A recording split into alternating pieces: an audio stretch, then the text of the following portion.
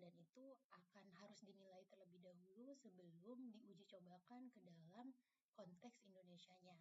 Jadi tidak boleh langsung setelah translate selesai, tidak melakukan proses content validity.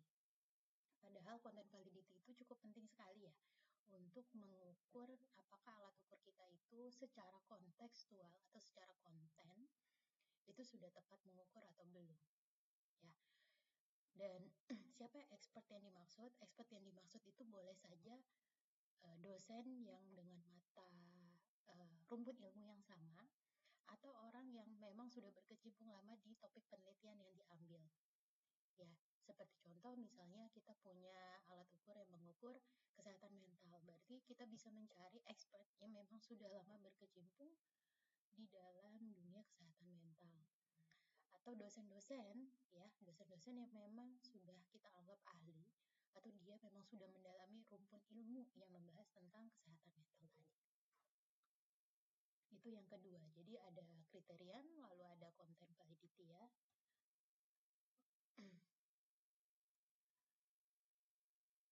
Nah, yang ketiga itu ada yang namanya construct validity, teman-teman. Construct validity itu ini adalah bentuk dari proses statistik ya. Jadi kalau teman-teman kemarin belajar CFA ataupun EFA, itu termasuk dari construct validity. Nah, ini adalah bentuk yang paling advance dari sebuah alat ukur. Jadi dia dipetakan itu berdasarkan analisis statistik. Kita bisa tahu apakah konstruk tersebut sesuai atau butir item yang kita punya itu memang sesuai mengukur konstruknya dengan hasil-hasil statistika. Ya, jadi kita harus melihat misalnya ada beberapa hal ya, teman-teman mungkin sudah tahu model fit dari sebuah pengukuran alat ukur itu ada, kita lihat CFI-nya, kita lihat TLI, kita lihat RMSEA. Nah, itu semua cut-off point yang digunakan di dalam pengukuran dari konstruk validitas. Gitu ya.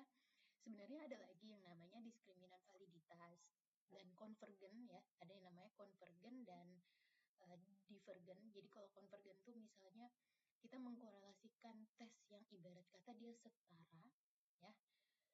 Jadi dan kalau divergen itu dia berkebalikan. Misalnya kalian mau melihat apakah optimisme itu ada korelasinya sama pesimisme. Jadi kita lihat dia berkorelasi negatif atau positif gitu. Nah, itu bisa juga dilihat menjadi salah satu bentuk validitas alat ukur gitu ya.